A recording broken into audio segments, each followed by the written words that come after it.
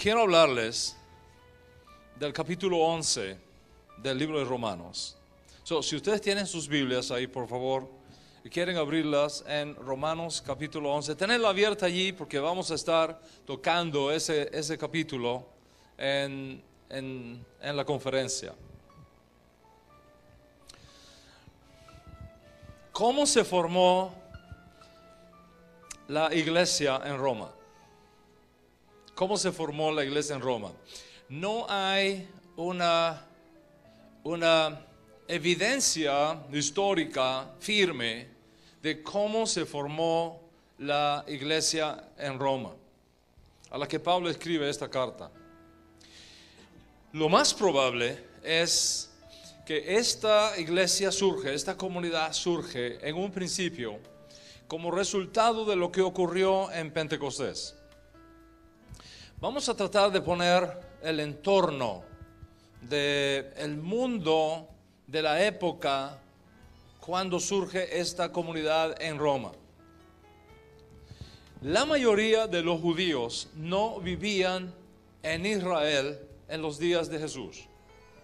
La mayoría de los judíos vivían fuera de Israel en los días de Jesús. Por lo tanto, había judíos que vivían en Roma, había judíos que vivían en Éfeso, había judíos que vivían en Alejandría, había judíos que vivían en Babilonia, había judíos que vivían en Atenas, etc.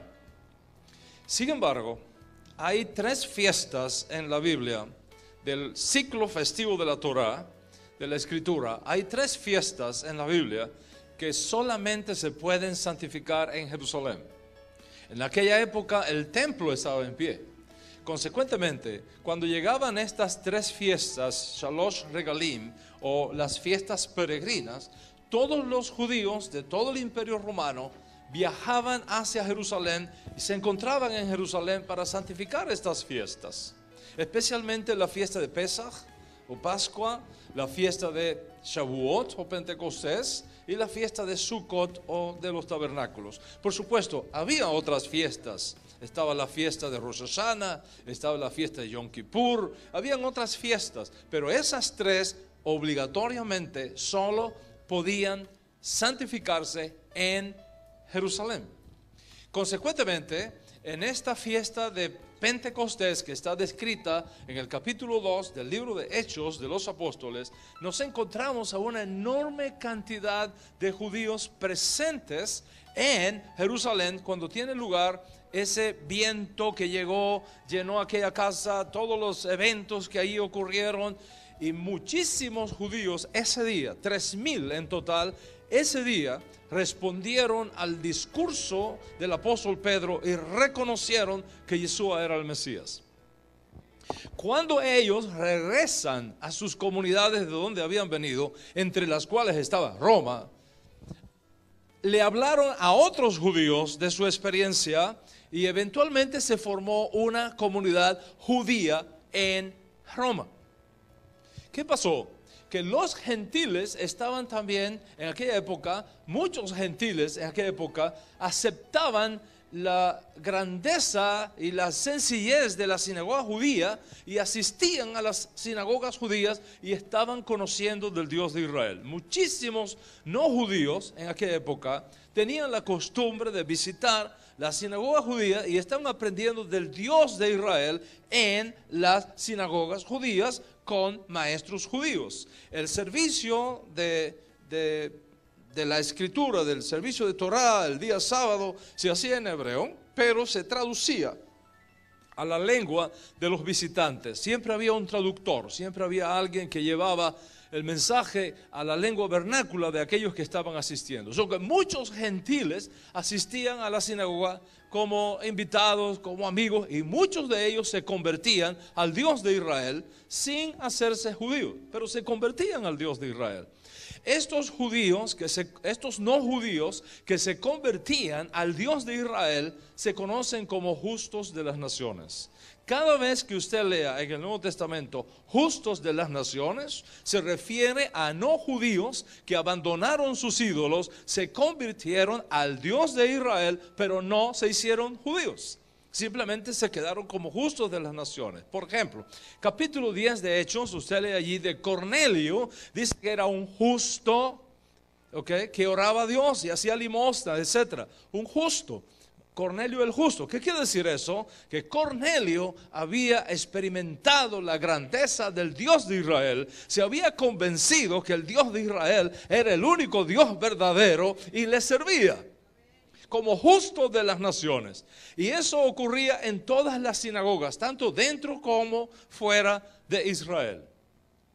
De esta manera, la comunidad de judíos creyentes en Yeshua como el Mesías en Roma también recibió la visita de muchos gentiles que se convirtieron al Dios de Israel en Roma, en la capital del Imperio Romano.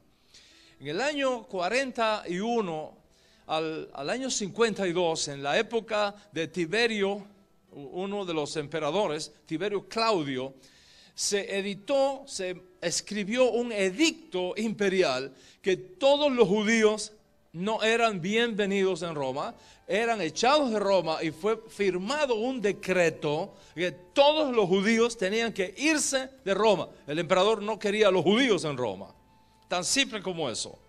Todos los judíos tuvieron que coger sus maletas, coger sus cosas e irse de Roma o enfrentaban la muerte. ¿Qué pasó entonces con la comunidad formada por judíos creyentes en Yeshua y por justos de las naciones en la comunidad de Roma? Se quedó sin judíos, se quedó sin los maestros judíos.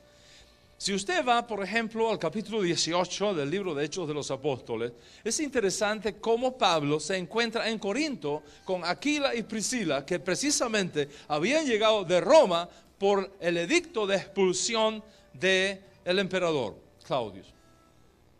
Cuando los judíos son expulsados de Roma y los maestros judíos se tienen que ir de Roma, los rabinos se tienen que ir de Roma, ¿quiénes se quedan al frente de la comunidad?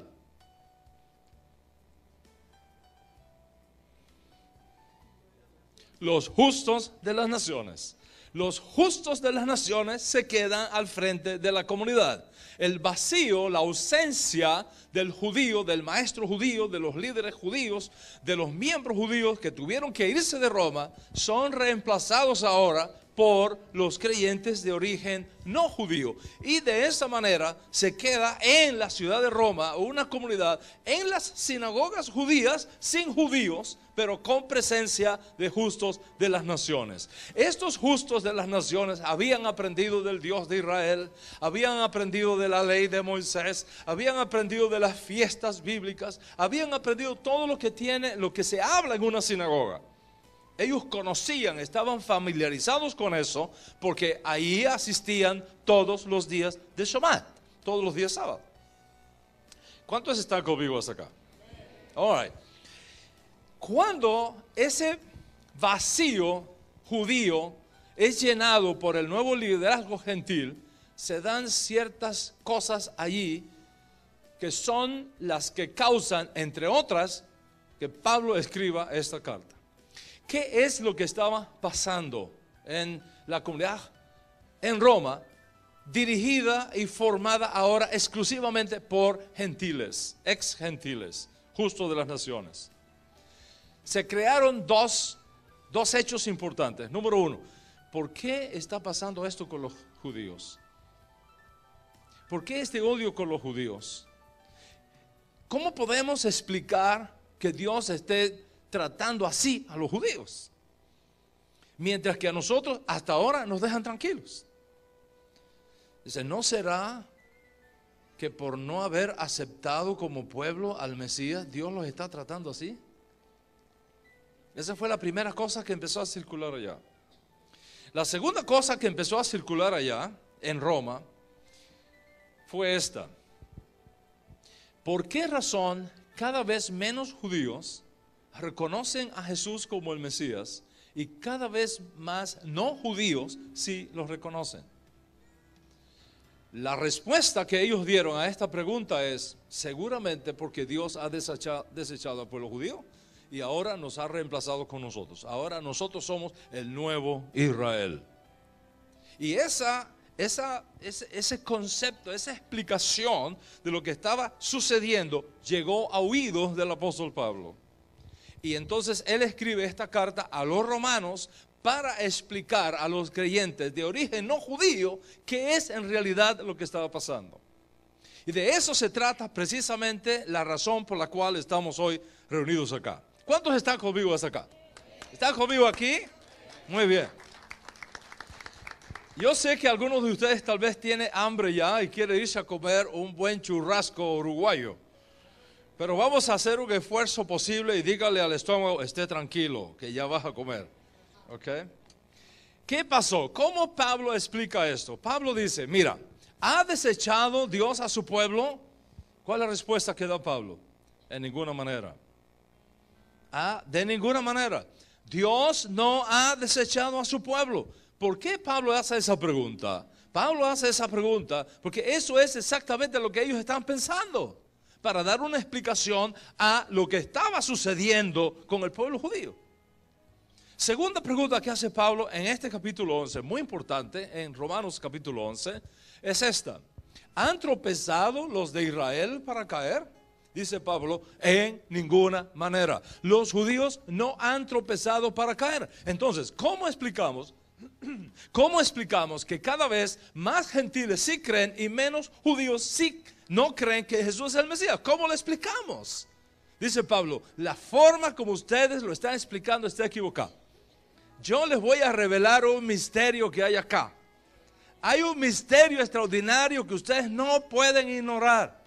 Y el misterio es este: el endurecimiento parcial del pueblo judío no es algo que ha tomado por sorpresa a Dios, es algo que está concebido en los planes de redención de Dios para abrir un espacio a fin de que los gentiles puedan también venir a la salvación. En otras palabras, si la nación de Israel, si los gobernantes de Israel en aquellos días, si el Sanedrín, si el Congreso judío de aquellos días, Anás, Caifás y todos aquellos líderes hubiesen reconocido que Jesús es el Mesías, la edad mesiánica habría sido establecida en Israel, pero el mundo se habría quedado fuera. Entonces, ¿qué pasó? Dios le puso un tropiezo al pueblo judío. A ustedes les gusta mucho el fútbol, ¿verdad? Me han dicho que aquí se mata hasta. Tienen que andar con mucho cuidado, ¿eh? Con el fútbol no te puedes meter. ¿Verdad que sí? Imagínate un juego de fútbol. Los judíos tenemos la pelota en la mano. Hicimos un movimiento. Tenemos el gol listo. Y cuando vamos a tirar, nos ponen una zancadilla y caemos y no entra la pelota. Así exactamente pasó con el pueblo judío. Dios, por misterios que les voy a mostrar en un momento, le escondió al judío la identidad mesiánica de Yeshua.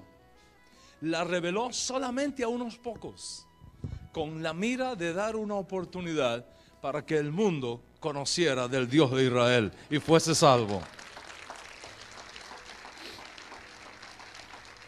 Entonces dice Pablo, esto que está ocurriéndole al pueblo judío no significa lo que ustedes están pensando. No es que Dios ha desechado al pueblo judío. No es que Dios se ha olvidado del pueblo judío. No es que ustedes son el nuevo Israel sustituyendo al pueblo judío. No, es un misterio de redención por el cual por un tiempo Dios ha escondido la imagen de Jesús como Mesías de su propio pueblo, para que ustedes puedan venir al conocimiento del Dios de Israel. Y entonces, para ilustrar eso, el apóstol usa la analogía de dos olivos. Y eso es exactamente por qué pedí que tuviéramos estos dos árboles acá. Por supuesto, esto no es un olivo, Creo que ni se parece. Es un olivo. Pero con el permiso de la imaginación de cada uno, vamos a imaginar que este es un olivo. Dice Pablo, hay un olivo que es natural y hay un olivo que es silvestre. Hay un olivo que es silvestre. Este va a ser el olivo silvestre a los efectos de la clase. Dice, ¿qué olivo es este? El olivo natural. ¿El olivo natural quién es? Israel. Israel es el olivo natural. Es un olivo que ha sido cuidado por Dios. Es un olivo que tiene pactos. Es un olivo que tiene promesas. Es un olivo que tiene alianza. Es un olivo que está fundamentado en un contrato entre el Dios de Israel y el pueblo de Israel. ¿Están conmigo hasta aquí? Ese olivo que ha sido cultivado, que está lleno de profetas, ese olivo que está lleno de palabra, ese libro que está lleno de revelación, ese olivo que está lleno de promesas, ese es el Israel de Dios. ¿Quién sostiene ese olivo? Dios mismo. ¿Cuál es el concepto de Dios que hay aquí? Dios mismo lo reveló. Aquí no hay nada sucio, aquí no hay nada pagano, aquí todo es revelación del cielo. Pero tenemos ahora un olivo natural, silvestre, que es este que tengo a mi izquierda. Este olivo silvestre representa a las naciones del mundo. ¿Cuál es el Dios de este olivo? Los ídolos. ¿Cómo se sostiene este olivo? Paganismo. Aquí hay hechicería, aquí hay mentiras, aquí hay corrupción, aquí hay politeísmo. Aquí está Zeus, Júpiter, el Eguá y el resto de los dioses de las naciones. Aquí está. ¿Cómo se sostiene ese olivo? Debido a la influencia hechicera, idólatra que viene de su propia raíz. Por eso se llama olivo silvestre. ¿Y qué hizo Dios? Dios puso en suspenso temporal al pueblo judío para dar una oportunidad que el mensaje de la redención llegara acá. Dice Pablo, esto es una palabra muy poderosa. Dice Pablo que de alguna manera el mensaje de la redención que llegó aquí por el endurecimiento parcial del pueblo judío abrió un compás de tiempo para que el mensaje llegara a los gentiles. No sabemos cómo te llegó el mensaje a ti, pero te llegó. No sabemos de qué manera te llegó, pero te llegó. No sabemos si fue que alguien te habló, no sabemos si alguien te entregó una Biblia, no sabemos si alguien a través de un programa de radio, de televisión, un tratado, no sabemos cómo, pero la palabra te llegó. Tú estabas acá y te llegó la palabra. Y tú la recibiste en tu corazón. ¿Qué dice Pablo que ocurrió? Dice Pablo que Dios te tomó de aquí, te sacó de aquí y te colocó acá.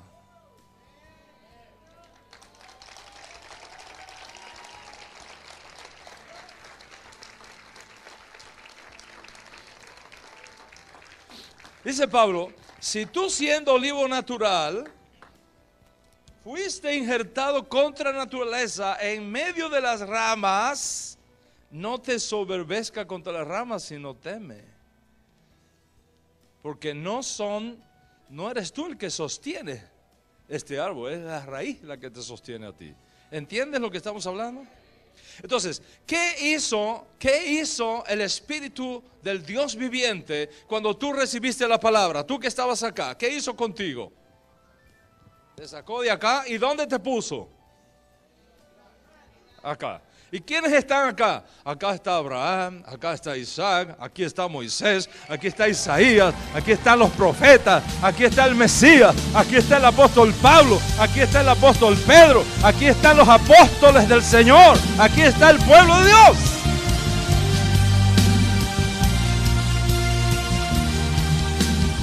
¿Cómo te llamas tú? ¿Ah? ¿Cómo? Hugo. Hugo, un día tú estabas acá y llegó la palabra a tu corazón. La recibiste, ¿verdad? ¿Y qué hizo Dios contigo? ¿Te dejó aquí? ¿Qué hizo? ¿Te sacó? ¿Y a dónde te puso? Entonces, ¿a dónde tú estás ahora? De este lado. ¿A dónde tú perteneces ahora? Tú perteneces al olivo natural. ¿Y tú cómo te llamas? Rosana, ¿dónde tú estabas? Estabas aquí, ¿verdad? Y cuando recibiste la palabra, Dios te dejó aquí. ¿Qué hizo? Te sacó de aquí, ¿a dónde te puso? Te puso acá. ¿Verdad que sí? Ahora les voy a explicar algo que es muy importante. Dice Pablo, este milagro del injerto es contra naturaleza. Voy a explicar eso, es muy importante entender eso. ¿Por qué es contra naturaleza? Nosotros no tenemos, que yo sepa, no tenemos olivos acá en Uruguay, ¿verdad? ¿Hay olivos acá? Ah, ok, excelente, excelente. Ok, vamos a ponerlo un poquito, aquí hay naranjos también, ¿verdad? Ok, vamos a suponer que este es un naranjo dulce, y este es un naranjo agrio, ok. Resulta ser que este naranjo agrio, yo quiero que me dé naranjas dulces. Porque ya está grande, ya está establecido. Ok, me gustaría que este naranjo agrio me dé naranjas dulces. Si yo tomo una rama, un tallo del naranjo dulce y lo coloco en el naranjo agrio, ¿qué es lo que va a salir de aquí? Va a nacer dulce, ¿verdad que sí? Va a nacer dulce. Pero si yo tomo una rama de naranja agria y la pongo acá, cuando llegue acá, ¿qué es lo que me va a producir? Naranja agria. Entonces, ¿no tiene sentido que Dios haga al revés? Si yo lo que quiero es que el olivo silvestre, el naranjo agrio, me dé naranjas dulces, ¿no tiene sentido que llene esto de acá para acá?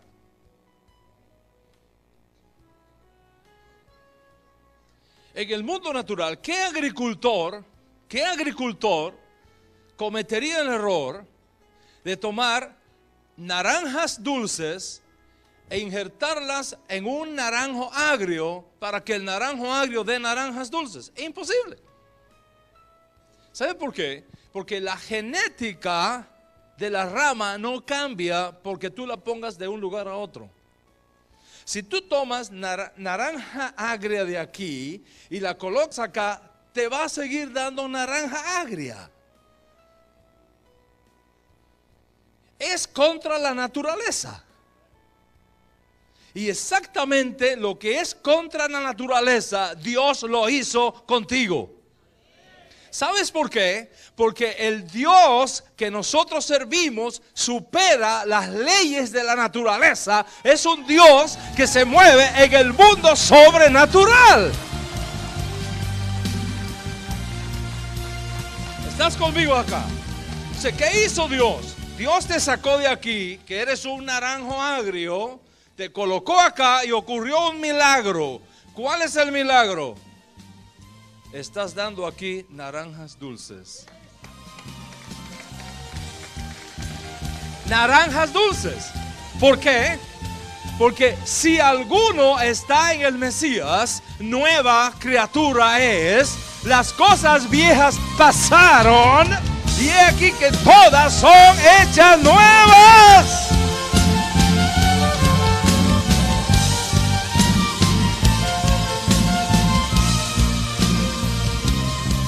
¿Cuánto entiende lo que estamos hablando? Hasta ahora todo está muy bonito, ¿verdad? La historia comienza a ponerse triste. ¿Cómo les parece que después que mueren los apóstoles, gente de Roma volvió a sacar la idea antigua de que los judíos habían sido desechados y que ellos son ahora el nuevo Israel? Y empezó a darse una teología de la transferencia. Y empezaron a decirle a los cristianos, escucha bien, empezaron a decirle a los cristianos, ustedes no tienen nada que hacer acá con los judíos. Los judíos fueron desechados. Los judíos fueron eliminados por Dios. Ya ellos no tienen parte ni suerte. Ahora nosotros somos el nuevo Israel. ¿Y sabe qué pasó? Comenzaron a sacar a a los cristianos que estaban injertados acá y sembrarlos en otro árbol. Y empezaron a ponerlos acá. Empezaron a sacarlos de aquí. Dios los había puesto aquí. Y ahora comienzan a sacarlos y ponerlos acá.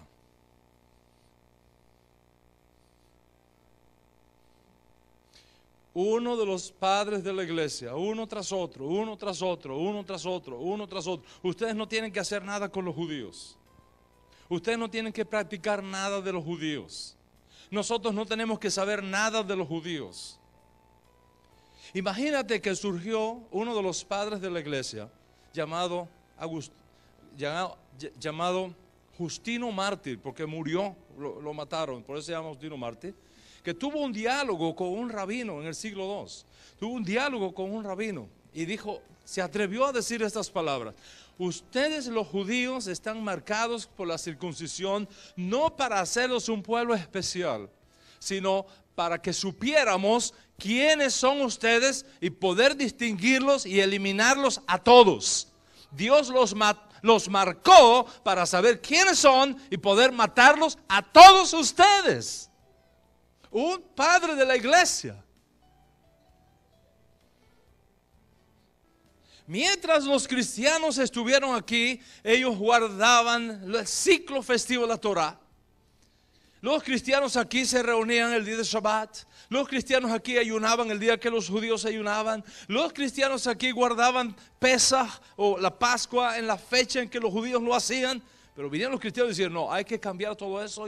Y empezaron a cambiar, a sacarlos y a meterlos acá. Y acá se formó un nuevo árbol que se llamó la Iglesia Católica.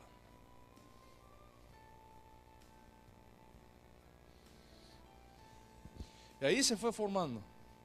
Sacaban a los cristianos de acá. Los judíos están condenados, no tengan nada que ver con los judíos. Y vénganse para acá.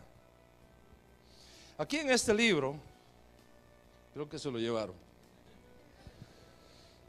Raíces Hebreas del Cristianismo, hay un capítulo que se llama Los gentiles quieren ser grandes. En ese capítulo está toda la evidencia histórica de cómo los padres de la iglesia sacaron a los cristianos de aquí, los desconectaron con sus raíces hebreas y los injertaron acá, en un suelo extraño. Búscame ahí, por favor, los gentiles quieren ser grandes, en el índice. Y poco a poco fueron dejando sus raíces hebreas, incorporándose acá. Totalmente desconectados de la riqueza que aquí había originalmente. En el año 325 hubo una reunión de obispos cristianos y pusieron un documento que yo se los voy a leer en un momentito. ¿Ya lo conseguiste? En ese documento, yo lo sé de memoria, quise usarlo como testimonio, pero lo tengo aquí en la cabeza. En ese documento, Constantino escribe una carta a todos los cristianos.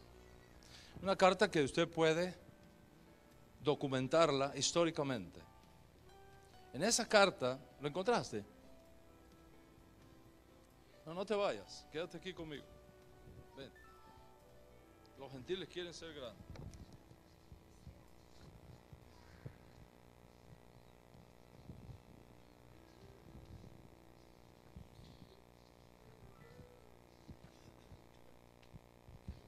Aquí está.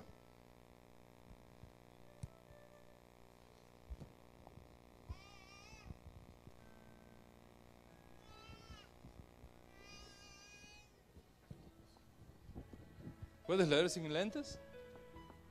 ¿Me quieres leer eso, por favor? Escuchen la carta. Aquí. Abriendo experimentos. Aquí. He aquí algunos. No, ¿qué dice ahí? Constantino Augusto de las iglesias. a las iglesias. Eso es lo que quería que leyeran. Gracias. Aquí está la carta. Es un documento histórico. Yo lo único que hice fue traducirlo y ponerlo acá en español. Se los voy a leer. Constantino Augusto a las iglesias.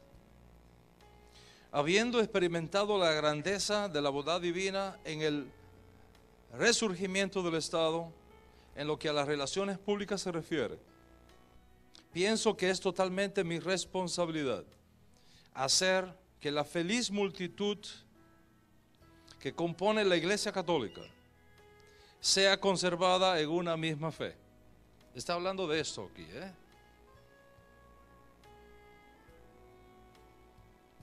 sea conservada en una misma fe, por el amor y la armonía de nuestra común devoción al Dios Altísimo.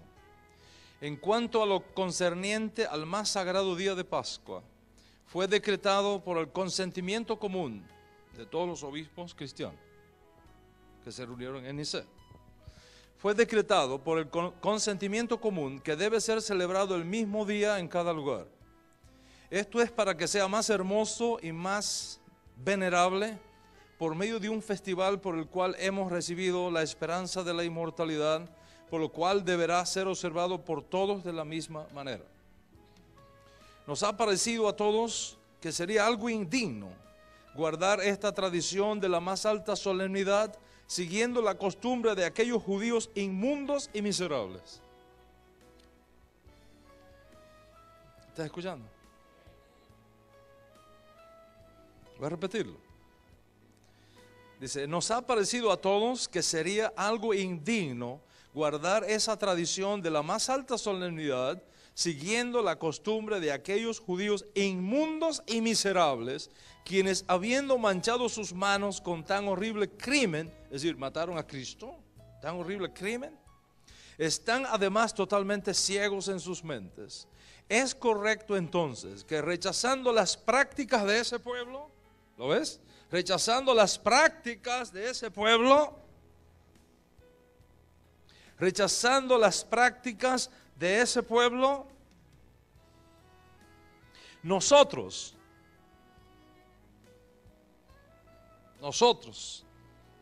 totalmente divorciados, nosotros, no ellos, nosotros,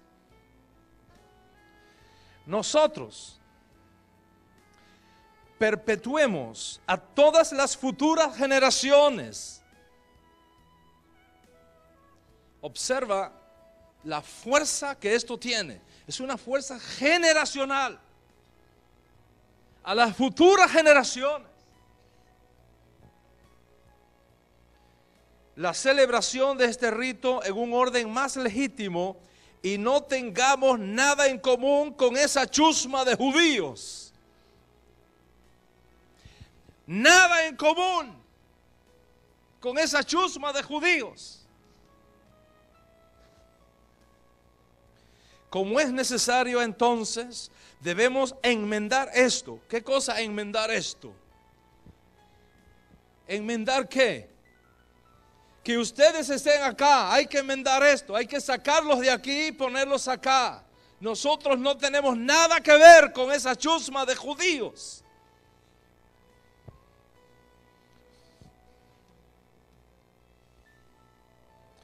Como es necesario entonces, debemos enmendar esto para no tener nada compartido con las costumbres de aquellos patricidas y asesinos de nuestro Señor. Por lo tanto, como la forma más apropiada ha sido establecida por todas las iglesias occidentales y las sureñas y orientales, ha sido decidido que esto sea así, y yo mismo me he prometido que este arreglo tenga vuestra aprobación. O sea, que la costumbre que prevalezca esté en armonía con la ciudad de Roma. Y entonces ahí sigue una lista de las naciones formantes del imperio. Y así no tener ningún tipo de relaciones con estos judíos perjuros. Ningún tipo de relaciones con estos judíos perjuros. Es vuestro deber recibir y establecer los argumentos presentados y observar el más santo día en una fecha diferente que la hacen los judíos. Y eso es porque los cristianos celebran la Pascua en una fecha distinta a la del pueblo judío. La celebran según el calendario que Roma impuso. Y esa es la razón por la que los cristianos declararon el domingo día del Señor y rechazaron el Shabbat de los apóstoles. Esa es la razón por la que en la iglesia no hay raíz hebrea.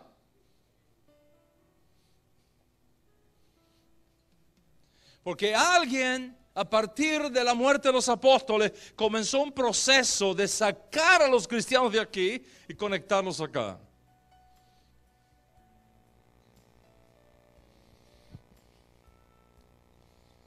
Pero como dice Chispirito, no contaron con mi astucia. No contaron con mi astucia. ¿Sabe lo que Dios está haciendo en este tiempo? Dios está diciéndole a estos buenos cristianos que fueron engañados, que fueron robados de su riqueza hebrea, que fueron robados de su rica savia del olivo natural. Dios los está llamando en este tiempo y les está diciendo: salid de en medio de ella, pueblo mío, y no seáis más partícipes de sus plagas. Salid de en medio de ella, pueblo mío. Dios está mandando una palabra profética al mundo. Prepárense para lo nuevo que Él tiene para este tiempo final de redención.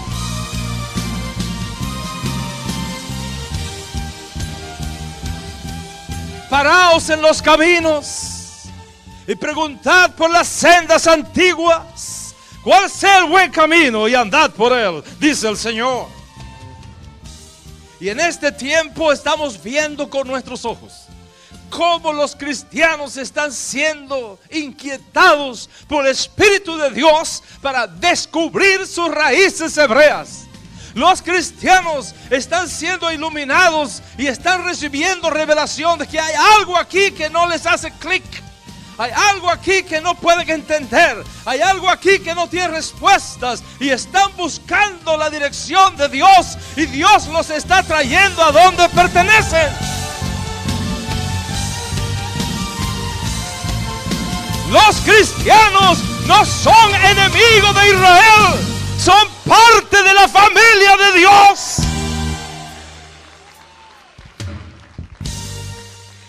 ¿Cuánto entiende lo que estamos hablando acá?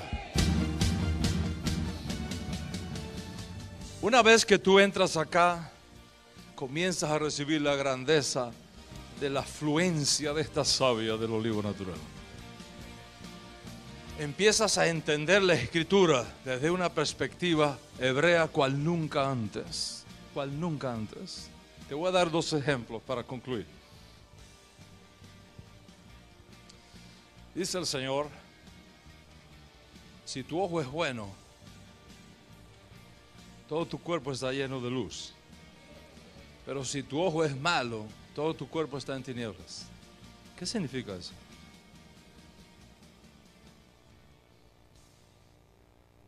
Ojo bueno y ojo malo. ¿Qué significa? Tener el ojo bueno, tener el ojo malo.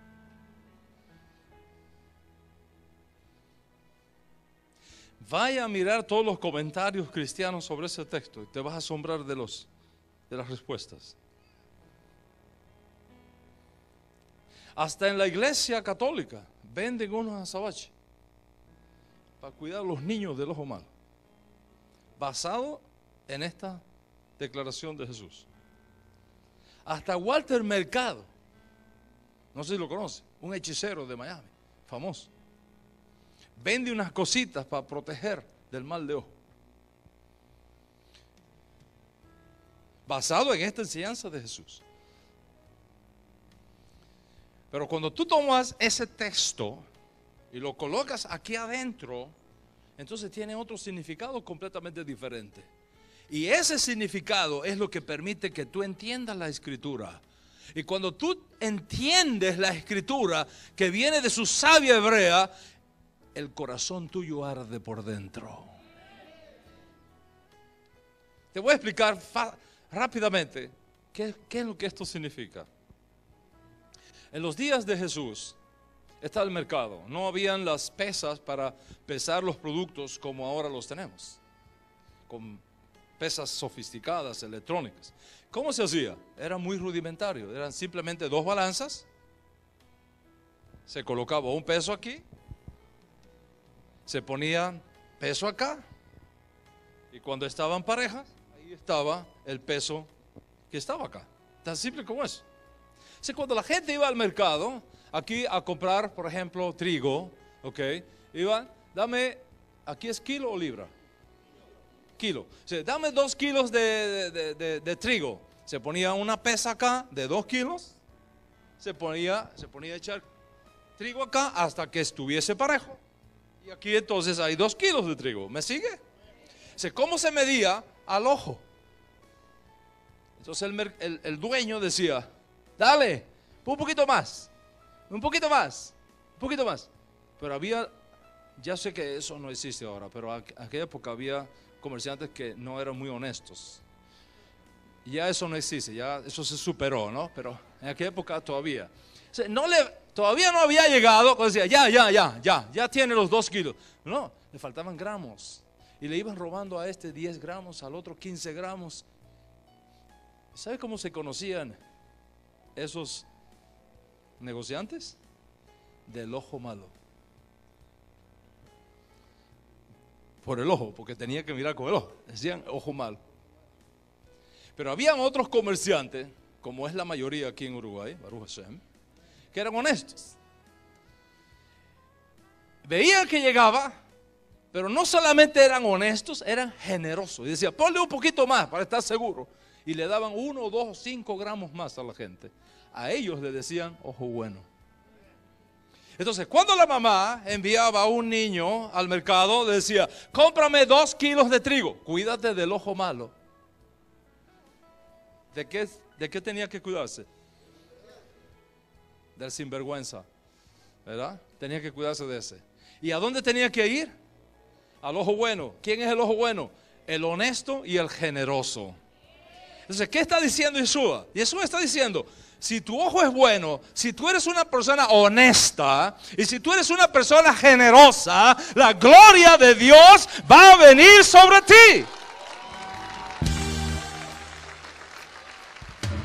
Entonces, tú no necesitas una cosita negra aquí para que te proteja. Lo que necesitas es ser generoso y ser honesto.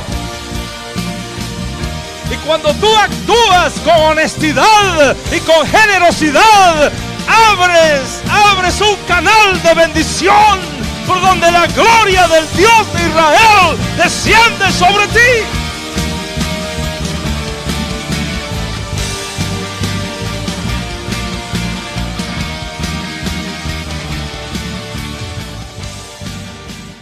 La Biblia, incluyendo el Nuevo Testamento, es una colección de libros judíos. Si tú no entiendes ese entorno cultural hebreo, es muy difícil trazar bien la escritura. Vas a poner en labios de Jesús cosas que Él no dijo. Vas a poner en labios de los apóstoles cosas que ellos no dijeron. Por una simple razón, no porque tú seas malo o porque tengas mala intención. Porque estás sembrado acá sin raíz hebrea. Una vez que te mueves aquí y recibes esa savia del olivo natural que viene de la pureza y de la fidelidad de los pactos de Dios, tus ojos son abiertos y comienzas a ver una bendición, una gloria, unos recursos que tú nunca antes habías conocido. Y eso es lo que va a ser la gran diferencia en este tiempo final de redención que ha llegado al mundo.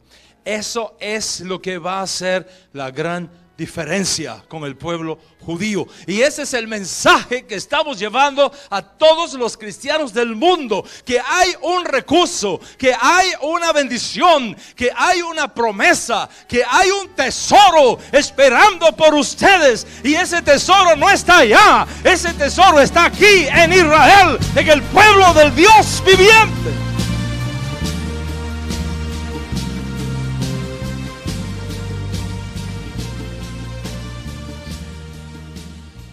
algún venezolano acá? Perfecto. Entonces voy a hablarles en venezolano. Oye, chamo, dile al pana que no sea pichirre y deje ir a los pavos. ¿Qué significa eso? Oye, chamo, dile al pana que no sea tan pichirre y deje ir a los pavos. ¿Verdad? Ahora tú te vas a un diccionario etimológico y buscas pavo, familia de las aves, multicolor. Dice, está hablando de los pavos, de esa ave que tiene plumaje muy hermoso, excelente. Pero ¿y qué cosa será pichirre? Bueno, pichirre y pavo tienen una relación. De pronto pichirre es el pichón del pavo. Y entonces tú haces tu exégesis y das tremenda conferencia y la gente te aplaude. Pero había un venezolano. Después que tú terminas la conferencia, se acerca el venezolano y te dice, ¿me permite hacerle una corrección? ¿Cómo se va a hacer una corrección? Si yo hice una investigación exhaustiva. Es que yo soy venezolano y en Venezuela eso no significa eso. ¿Cómo que no? ¿Y qué significa? Mire, quiere decir, dile a tu papá que sea generoso, le dé dinero a los muchachos porque hay una fiesta. ¿Cómo le parece? Pero si tú no conoces la cultura venezolana, tú no entiendes eso. Si les hablo en cubano, no. Oye, Nahue, el tipo tenía el techo malo y le endiñaron una lágrima de San Pedro por los cairos. Explícame, ¿qué es eso? Le rompieron los ocairos con una lágrima de San Pedro y el tipo tenía el techo malo. Si tú no eres cubano y no conoces la cultura cubana, tú no entiendes, te pasa por encima. Porque las palabras tienen significado solamente en su entorno cultural. Dios trajo la Biblia, Dios trajo la Escritura y Dios trajo la revelación a través del pueblo judío. Y si tú no conoces esta riqueza, tú te expones a perder esa riqueza y no solamente a perderla, a interpretarla mal y llegar a conclusiones que están 1000 años luz de lo que Dios quiso decirte. Hoy es tiempo de redención, hoy es tiempo de volver a casa y tomar toda esta riqueza que Dios tiene para ti. Por una simple razón, según la Escritura apostólica, tú no eres extranjero ni advenedizo, sino conciudadano de los santos y miembro de la familia de Dios.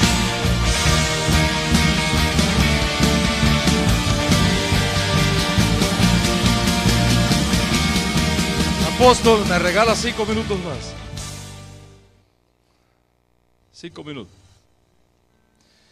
En la Edad Media, los judíos vivíamos en guetos. La iglesia, que tenía el poder político y civil, no nos permitía hacer negocios, no nos permitía que los niños fueran a la escuela, no nos permitían ni siquiera ser testigos en un juicio para defendernos. Vivimos en guetos, en ciudades cerradas. Y los obispos de aquella época se fascinaban humillando a los judíos. Disfrutaban humillándonos y abusando de nosotros.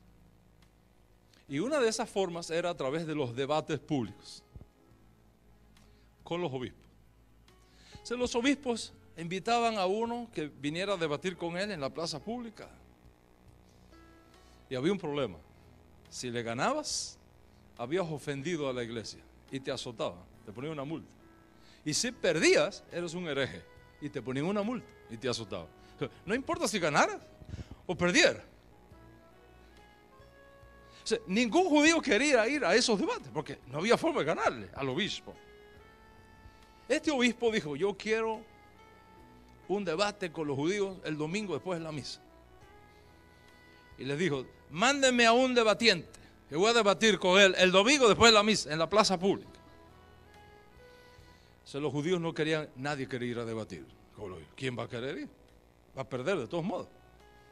Como no apareció ningún debatiente, el obispo se encolerizó y dijo: si mañana no me dicen quién es para que el domingo venga a debatir, les quemo todas las casas. Ya la cosa se puso seria. Entonces los judíos se reunieron y dice: bueno, ¿quién de nosotros es el que más sabe? Encontraron que había un zapatero que sabía leer. Dice: tú eres entre nosotros el más sabio, tú eres el que tiene que ir. No, no te ocupes que nosotros te vamos a curar las llagas después de la paliza. No te ocupes, pero es mejor que tú sufras y no que nos quemen todas las casas. Dice el judío zapatero: todo por Israel. Y se van al debate. Se pone la comunidad judía aquí, la comunidad cristiana católica acá.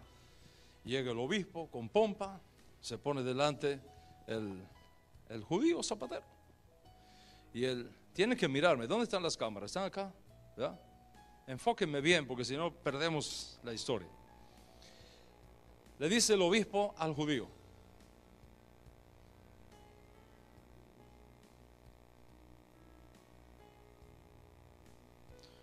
el judío lo mira y le hace.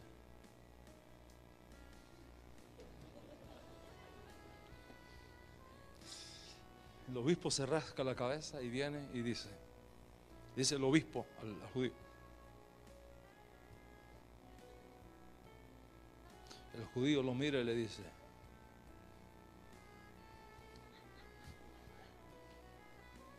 el obispo se rasca la cabeza y viene de nuevo y hace así.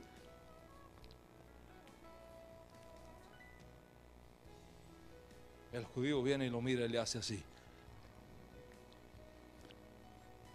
Dice el obispo: está bien, contigo no hay quien pueda, vámonos a casa. Se acabó el debate. Todo el mundo se quedó así. ¿Qué pasó aquí? Cuando llegan a la casa de los obispos, le dicen los compañeros sacerdotes al obispo: ¿qué pasó? Dice: ese judío es una eminencia, es un teólogo de la más alta calidad. Yo creo que está convertido a nosotros. Sí, ¿cómo va a ser? Sí, le dije: Dios existe en 3 personas: Padre, Hijo y Espíritu Santo. ¿Y qué me dijo? Pero es uno solo. Está claro, el tipo está claro. Wow. ¿Y qué más? ¿Y qué más?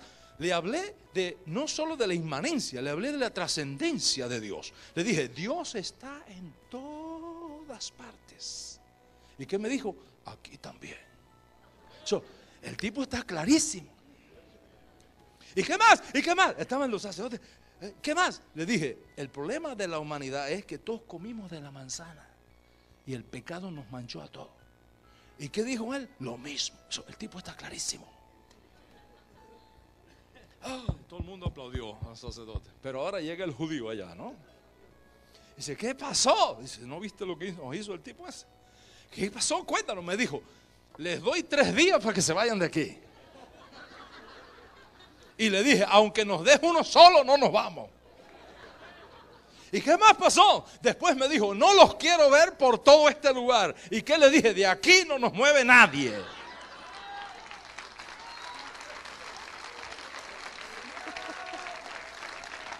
¿Y qué más? ¿Y qué más pasó? El hombre tenía hambre y dice: me voy a comer. Yo también le dije: me voy a comer.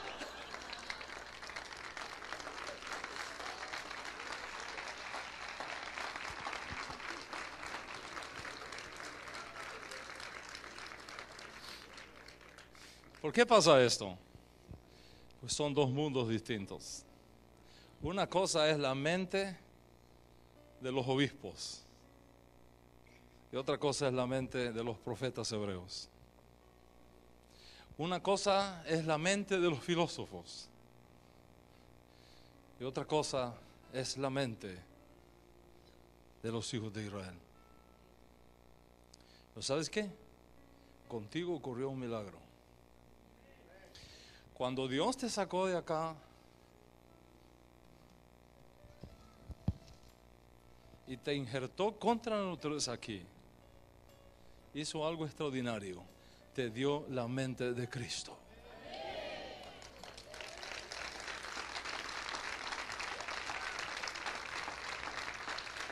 te dio la mente del Mesías. Y tú la tienes, solo que tienes que descubrirlo. Está dentro de ti, cerca de ti está la palabra, en tu boca y en tu corazón. Tú lo tienes, ya Dios lo hizo.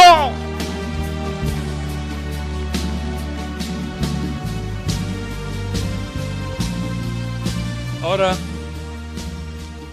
después de ver todo esto y de escuchar todo esto, con toda honestidad, tú no eres culpable, tú eres víctima. Tú no eres culpable, tú naciste acá.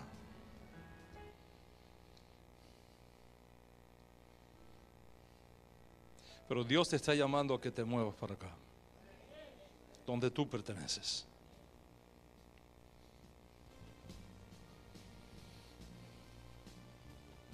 La pregunta es: ¿dónde tú quieres estar?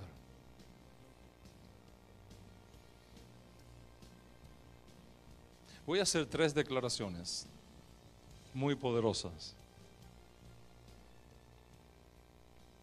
Y voy a pedirte, con el permiso del apóstol,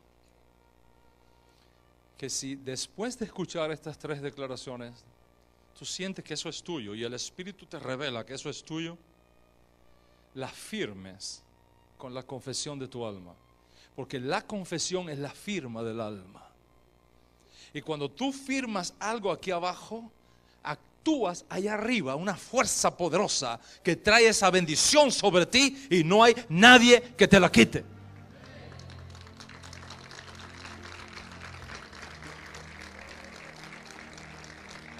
Y estas son las 3 confesiones que voy a hacer. Primero, escúchalas. No quiero que confieses algo que no sabes lo que va a ser confesado, porque eso es manipulación. Y tú lo escuchas, porque la fe viene por el oír y el oír la palabra. Primera confesión que voy a hacer: yo no soy quien pienso que soy, sino lo que Dios dice que yo soy. Segunda declaración: yo no estoy donde pienso que estoy, sino donde Dios me ha colocado. Y tercera declaración: yo no tengo lo que pienso que tengo, sino lo que Dios ya me ha dado.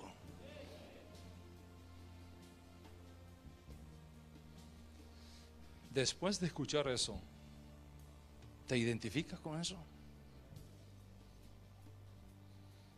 ¿Eres capaz de recibirlo en tu corazón? Escúchalo otra vez. Yo no soy lo que pienso que soy, sino lo que Dios dice que yo soy. Yo no estoy donde pienso que soy, sino donde Dios me ha colocado. Y yo no tengo lo que pienso que tengo, sino lo que Dios me ha dado. ¿Te atreves a hacer tuyo eso? Si es así, pon tu mano sobre tu pecho. Repite después de mí: yo no soy lo que pienso que soy, sino lo que Dios dice que yo soy. Dígalo otra vez: yo no soy lo que pienso que soy, sino lo que Dios dice que yo soy. Yo no estoy donde pienso que estoy, sino donde Dios me ha colocado. Y yo no tengo lo que pienso que tengo, sino lo que Dios ya me ha dado. Yo creo eso, yo lo recibo y yo lo confieso con mi boca. Denle un aplauso al Señor. Aleluya. Aleluya. Aleluya.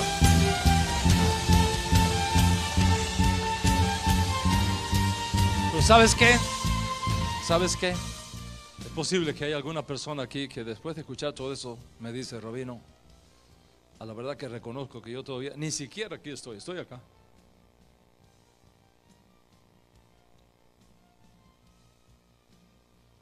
Todavía estoy enredado en cosas raras en mi vida.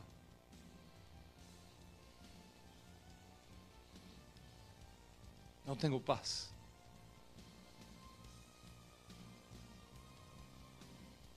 No tiene sentido lo que estoy viviendo. siento que me falta algo. Yo quiero al Dios de Israel. Yo necesito al Dios de Israel también en mi vida. Y yo quiero que hoy, no mañana, no pasado mañana, hoy Dios me tome de aquí y me traiga acá, a donde usted dice que yo pertenezco. Yo quiero que hoy Dios tome mi mano y me la lleve a mi destino profético eterno.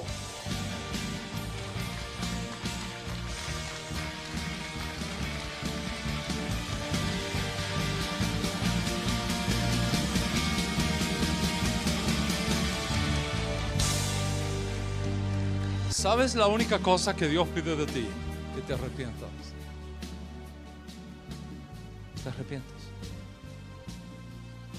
¿Y sabes lo que significa arrepentirse?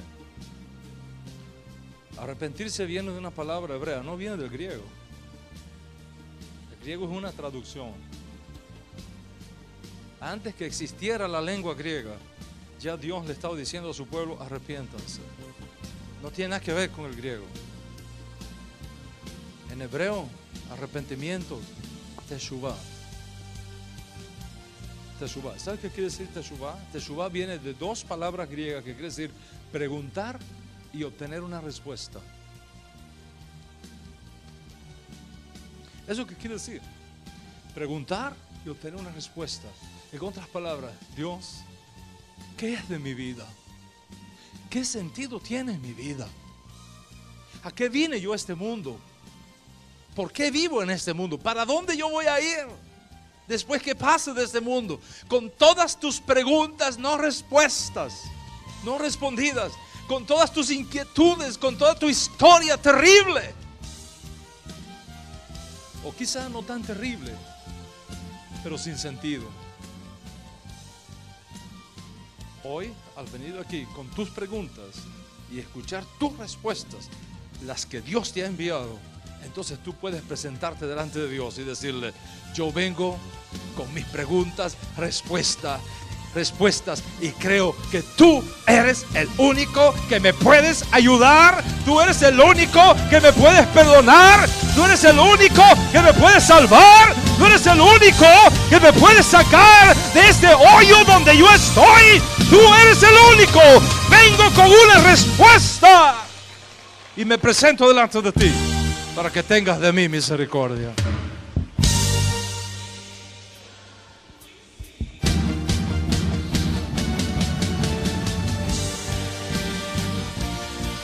Dios te trajo aquí para que escucharas eso.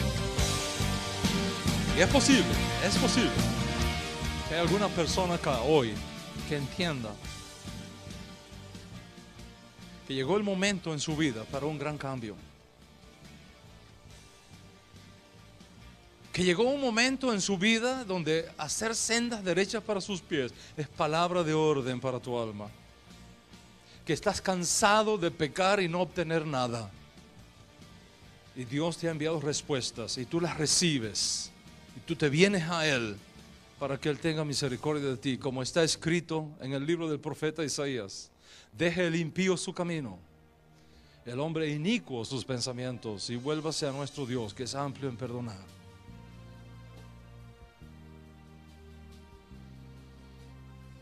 Dios te ama. Quiere tener misericordia de ti. Quiere volver a encauzar tus caminos por la senda de la redención, de la vida eterna, del perdón, de la paz y la prosperidad, de la salud y el bienestar para tu alma. No solamente para este tiempo presente, sino también para el mundo por venir. Pero Dios no lo puede hacer excepto que tú des el primer paso de fe y le creas a Dios.